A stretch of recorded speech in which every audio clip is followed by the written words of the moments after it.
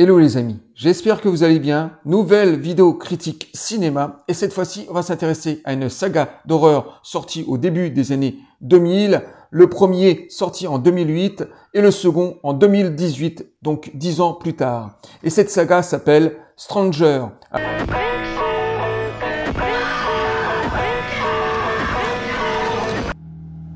Alors Stranger est une saga d'horreur sur l'enfermement, sur les agressions urbaines, inopinées bien sûr aux États-Unis. Les États-Unis sont reconnus pour être le pays où il y a le plus d'agressions totalement gratuites.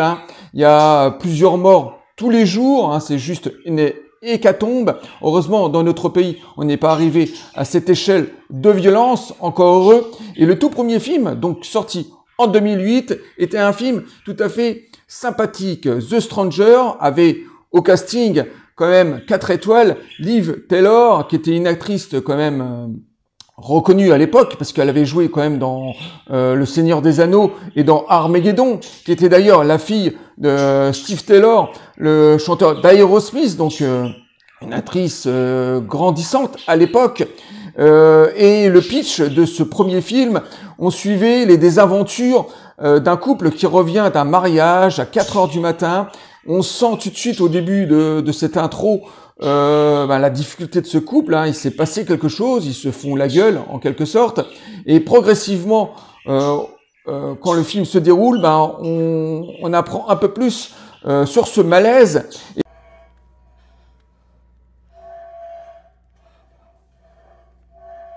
Et le film est très court sur sa durée, le film dure pas plus d'une heure un quart, donc très efficace. On n'a pas le temps de développer non plus les personnages et son intrigue. On est totalement plongé dans cette nuit d'horreur.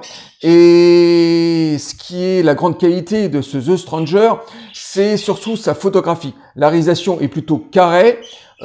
Et caméra à l'épaule pour plus de dynamisme et aussi pour un manque de budget évident. La photographie est par contre très travaillée au niveau des noirs et blancs, des teintes de lumière la nuit. Donc comme ça dans les scènes de pénombre et dans les scènes extérieures en forêt, c'est sublimé.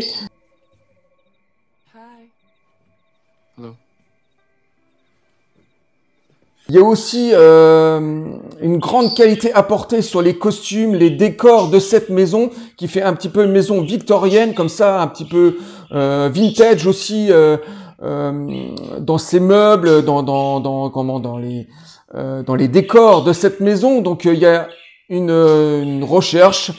C'est un film très intéressant. Et en plus de ça, on parle aussi de ces agressions aux États-Unis. Donc, ce film est tiré de faits réels. Ça sera aussi le cas pour les précédentes suites. En tout cas, ce premier film de 2008 est une petite pépite de série B extrêmement qualitative que je vous conseille même de découvrir. 10 ans plus tard, il y aura une suite tardive, The Stranger.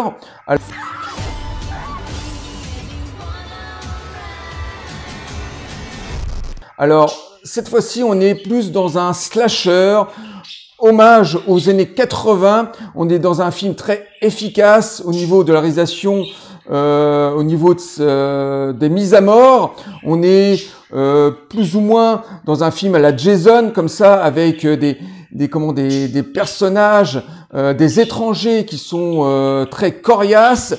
Et cette fois-ci, dans ce deuxième épisode, on suit les aventures d'une famille qui a décidé comme ça de prendre une petite pause, des petites vacances dans un lotissement où il y a que des bungalows. Bien sûr, entre les personnages se trouvent quelques errances. Par exemple, la jeune fille de cette famille est un petit peu rebelle. Le fils, lui, il est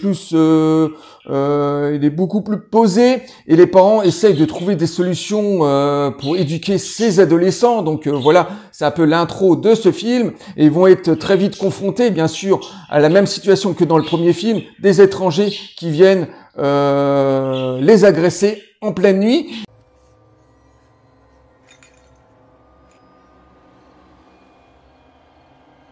Et tout ce film se passe, alors cette fois-ci, tout dans dans son action, dans son efficacité, mais aussi dans la réalisation. Je trouve que la réalisation, il y a beaucoup plus de budget, donc on voit ça à l'image. D'ailleurs, il y a des plans de caméra qui sont juste extraordinaires. Surtout la scène finale dans cette piscine où là il y a une teinte de couleur, la photographie est excellente, les mouvements de caméra aussi, on est en contre-plongée dans cette piscine et ça se voit tout de suite.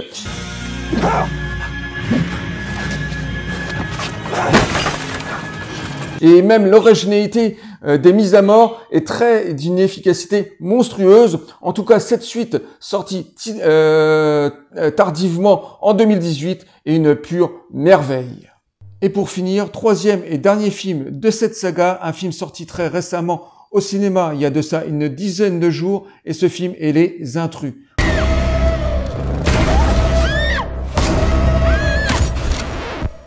Pourquoi avoir traduit ce troisième film en titre français Mystère? Peut-être pour plaire à une nouvelle génération. Mais passons ce petit détail, je ne vais pas passer par 4 chemins pour vous faire la critique de ce troisième film qui est d'une banalité sans nom, sur un plan technique.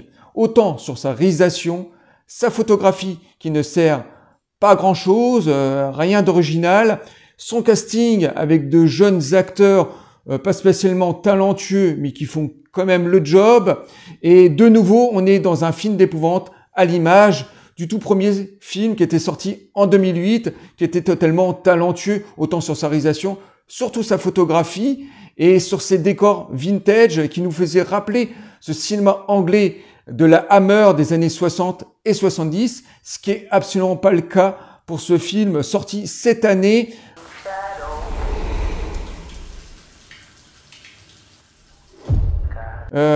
Qui est bourré de jumpscares, ces scènes d'épouvante qui sont imposées à tous ces films d'horreur et d'épouvante depuis les 10-15 dernières années pour faire peur à un jeune public.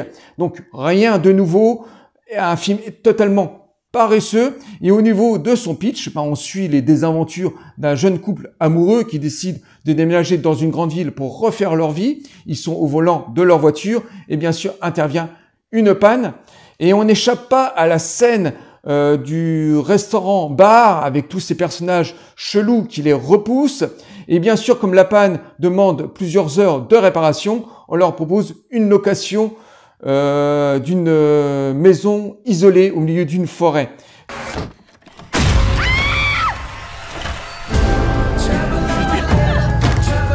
Donc rien que le décor principal de ce film est d'une paresse magistrale, tout simplement, parce que les maisons isolées, on les avait depuis les 30 dernières années dans la plupart des films d'horreur, surtout Evil Dead, qui était un des tout premiers films, a imposé ce genre de décor. Et ensuite, on le retrouve dans une multitude de films. Par la suite, Cabin Fever, par exemple, qui était aussi une histoire véhiculée autour d'une maison isolé. Donc voilà le manque d'originalité de ce film extrêmement paresseux. Alors les agresseurs, ces inconnus qui vont subir cette nuit d'horreur à ce jeune couple, au niveau des costumes, au niveau de l'interprétation, c'est exactement la même chose que dans les 2 premiers, mais avec l'originalité en moins. Oh, c'est trop mignon. Franchement, je préfère tellement ça à un hôtel. C'est un film extrêmement bavard, il se passe pas grand chose, les mises à mort sont d'un classicisme abyssal, il y a très peu de sang, donc c'est ça aussi le défaut de beaucoup de films d'horreur ces dernières années. On est dans l'épouvante, mais de moins en moins dans l'horreur graphique, donc très peu de sang et de mise à mort, et les dialogues sont d'une pauvreté magistrale, et on reprend grosso modo les scènes du tout premier film. D'ailleurs, ce troisième film est une sorte de remake, je dirais plutôt un reboot du tout premier film, donc c'est un film clairement qui a été réalisé pour un nouveau public. Je vois pas vraiment l'intérêt de faire un reboot d'une saga qui a même pas une vingtaine d'années, mais c'est comme ça. Aujourd'hui, on fait des remakes, des reboots de films qui sont pas extrêmement vieux, qui sont encore dans les mémoires. Pourquoi est-ce que vous nous faites ça? En tout cas, ce troisième film est tout à fait regardable, hein. On passe pas forcément un mauvais moment, mais rien de très original, en tout cas à l'image du tout premier film, hein, qui est une sorte de remake. Donc voilà, c'est un film que je peux vous conseiller quand même de regarder si vous avez du temps à perdre, mais en tout cas un troisième et première partie, parce que ça va être la première partie d'une longue histoire. Donc voilà le cliffhanger de fin de ce film. Un des personnages survit, donc c'est la première partie d'une longue histoire. En tout cas, ce troisième film est un film que je vous déconseille malgré tout de regarder. Et pour finir cette vidéo, présentation de ces films en support.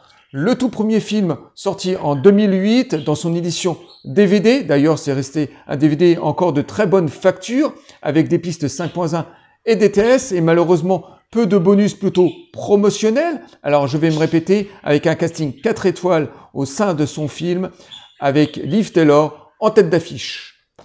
Et pour finir, The Stranger 2, sorti en 2018 dans son édition, cette fois-ci Blu-ray, piste HD, avec énormément de bonus plutôt intéressants. Et ce Blu-ray rend hommage à cette suite très différente du premier, un pur hommage au slasher viscéral des années 80 avec cette photographie magnifique. Ben voilà les amis, je viens de terminer cette vidéo rétrospective sur la saga The Stranger et moi je vous dis à très bientôt pour une nouvelle critique cinéma. Bye.